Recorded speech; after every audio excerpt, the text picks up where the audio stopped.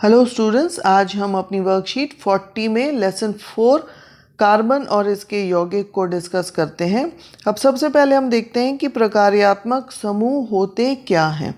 तो अब जैसा कि हमें पता है कि कार्बन के अन्य तत्व कार्बन के साथ अगर इस कार्बन यौगिक में आ जाएं, वो अन्य तत्व क्या हो सकते हैं, जैसे हैलोजन है, ऑक्सीजन, नाइट्रोजन, सल्फर।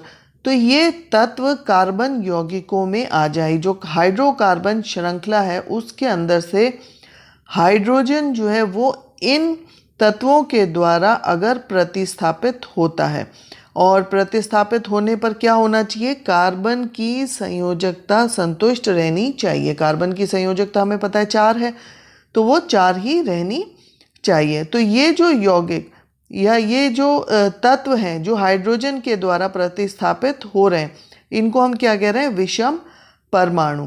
अब विषम परमाणु जो है वो प्रकार्यात्मक समूहों में उपस्थित रहते हैं। अब इनके उपस्थित रहने से क्या हो रहा है कि यौगिकों को एक विशेष गुण प्रदान हो रहा है, और यौगिकों को जो गुण प्रदान हो रहा है वो जो है कार्बन की श्रृंखला की लंबाई या प्रकृति पर निर्भर नहीं करता।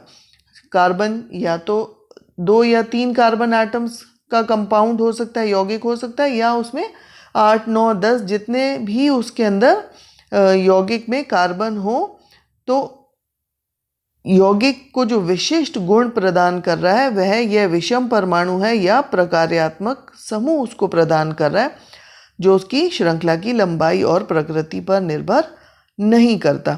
अब हम देखते हैं कि अपनी इस वर्कशीट में हम किन किन प्रकार्यात्मक समूहों की बात करते हैं। सबसे पहले हम देखते हैं हैलोजेंस।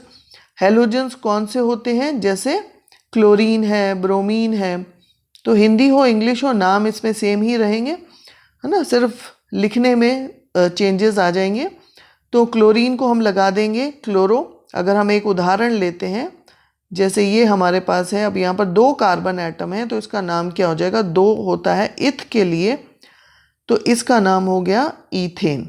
अब ये है ईथेन। अगर इसमें से हमने एक हाइड्रोजन अगर हम इसमें से हटा देते हैं और इस एक हाइड्रोजन की जगह अगर हमने क्लोरीन लगा दी, तो इसका नाम क्या हो जाएगा, क्लोरीन के लिए हो गया क्लोरो और ईथेन, क्योंकि इसमें 2 कार्बन एटम हैं। तो इस तरह से हम इसका नाम दे सकते हैं। अगर हमने यहाँ पर क्लोरीन की जगह ब्रोमीन लेंगे तो क्या हो जाएगा, ब्रोमो ईथेन। आयोडीन लेंगे तो उसकी जगह हो जाएगा आयोडो ईथेन। अब 3 कार्बन एटम है तो क्या हो जाएगा, क्लोरो प्रोपेन। तो 1 कार्बन मिथ, 2 कार्बन इथ, 3 प्रोप, 4 ब्यूट। तो इस तरह से आप 6 कार्बन एटम्स तक इनको आप याद कर सकते हैं। नेक्स्ट हम देखते हैं एल्डिहाइड। अब एल्डिहाइड में क्या है, कार्बन डबल बॉन्ड O और यहाँ पर है H। तो इसको हम ऐसे भी लिख सकते हैं एल्डिहाइड को, या कंडेंस फॉर्म में CHO भी लिख सकते हैं। ये भी किसी कार्बन श्रृंखला के अंत में ही उपस्थित होता है। अब यहाँ पर अगर आप देख रहे हो, यहाँ पर इस यौगिक में हमारे पास कितने कार्बन हैं, 2 कार्बन हैं। इसका मतलब इसका नाम क्या हो गया, इथ। तो अब ईथेन है, ठीक है। तो ईथेन इंग्लिश में अगर हम देखें तो उसका लास्ट का ई जो है वो हम हटा के अल लगा देते हैं उसमें, तो हमारा नाम क्या बन गया, ईथेनल, क्योंकि 2 कार्बन एटम है। अगर 1 कार्बन एटम होगा तो मीथेनल, 3 कार्बन एटम होंगे तो प्रोपेनल। तो इनके स्ट्रक्चर आप स्वयं बना के प्रैक्टिस करें। अब हम बात करते हैं अपने नेक्स्ट फंक्शनल ग्रुप की या प्रकार्यात्मक समूह, जो कि है एल्डिहाइड हम कर चुके हैं। अब हम बात करते हैं एल्कोहल की। एल्कोहल का प्रकार्यात्मक इसका फॉर्मूला क्या हो गया, OH।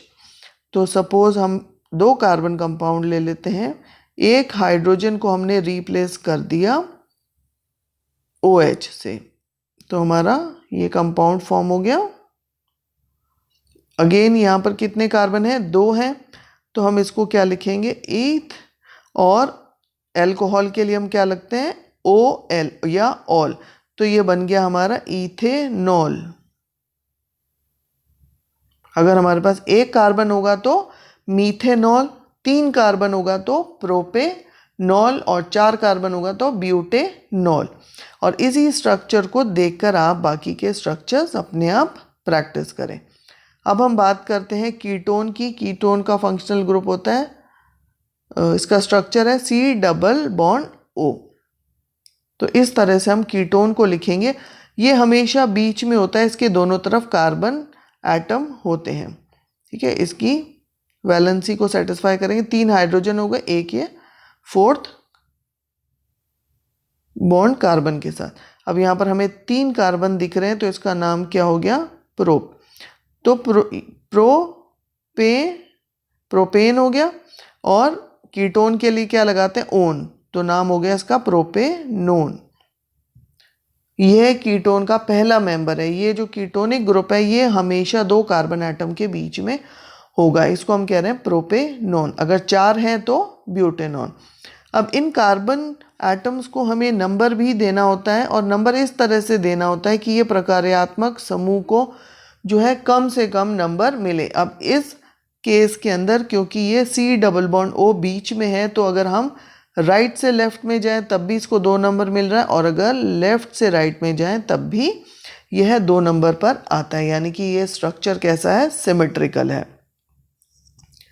अब नंबर देने के लिए हम एक उदाहरण अगर और देख लेते हैं। सपोज हमारे पास 4 कार्बन एटम का एक यौगिक है, और यहाँ पर ये कीटोनिक ग्रुप है। इसके साथ कितने हाइड्रोजन होंगे? 2 हाइड्रोजन है, और 3 और ये 4। हमें ये ध्यान रखना है कि हर कार्बन के साथ 4 आबंध होने चाहिए। अब इसमें 1 2 3 4 कार्बन है, तो एक अगर हम यहाँ से इसको नंबर देना शुरू करें कार्बन को, तो और यहाँ से भी दे सकते हैं 1 2 3 और 4।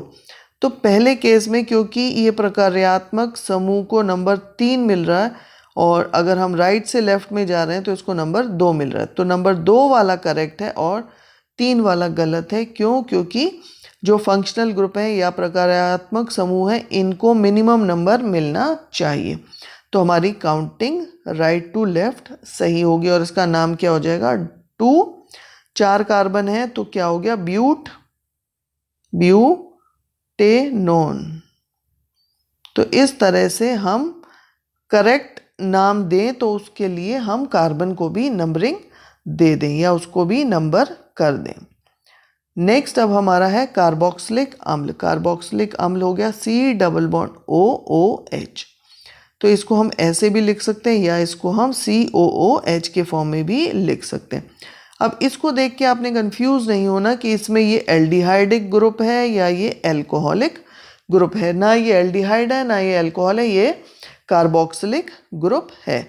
अब यहाँ पर जो है कार्बन की हम देख रहे हैं 3 संयोजकता है, तो चौथी संयोजकता अगर हम यहाँ पर हाइड्रोजन लिखते हैं तो एक ही कार्बन हुआ, और इसका नाम हम क्या दे सकते हैं? फिर एक कार्बन है तो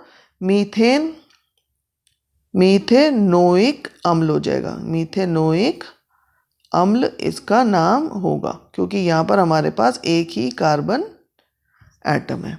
अब सपोज हम एक और उदाहरण लेते हैं जिसमें हमारे पास 2 कार्बन एटम होते हैं, CH3 C+OH। इस फॉर्म में भी हम इसको लिख सकते हैं। तो ये एक कार्बन ये है और दूसरा कार्बन ये है, तो 2 कार्बन मीन्स इथेनोइक अम्ल।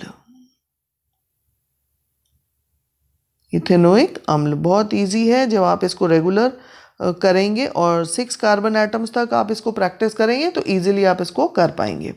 तो अब स्टूडेंट्स यहाँ तक आपको वर्कशीट क्लियर होगी। अब नेक्स्ट हम बात करते हैं द्विआबंध, और ये द्वि और त्रिआबंध जो है वो कार्बन कार्बन के बीच में होगा, ना कि कार्बन या किसी अन्य तत्व के बीच में। तो अब यहाँ पर कार्बन के साथ 2 वैलेंसी या 2 संयोजकता उसकी ऑलरेडी है। यहाँ पर हमने 2 हाइड्रोजन लगा दिए। 2 कार्बन मीन्स इथ, और डबल बॉन्ड है तो ये हो जाएगा ईथीन ना, हिंदी में भी लिख देते हैं इसको। इसका नाम क्या हो जाएगा? ईथीन। और इसी तरह से हम यहाँ पर अगर एक कार्बन और ले लें तो ये यहाँ पर हाइड्रोजन नहीं होगा, क्योंकि इसकी संयोजकता कितनी होगी? 1 2 3 और ये 1 2 3 और ये 4। यहाँ पर सपोज हम एक कार्बन और ले लें तो 3 कार्बन एटम हो गए। इसका नाम हम क्या देंगे? प्रोपीन, क्योंकि एक उसमें डबल बॉन्ड है तो लास्ट में आ जाएगा इन, प्रोपीन। उसी तरह से हम त्रिआबंध का देख सकते हैं। कार्बन और कार्बन के बीच में 3 आबंध है। ये ध्यान रखना है आपने कि ये जो द्विआबंध या त्रिआबंध है, ये कार्बन और कार्बन के बीच में होंगे। अब यहाँ पर हमें पता है 2 कार्बन एटम है तो क्या नाम हो गया, इथ, और ट्रिपल बॉन्ड के लिए होता है आइन, तो इथाइन।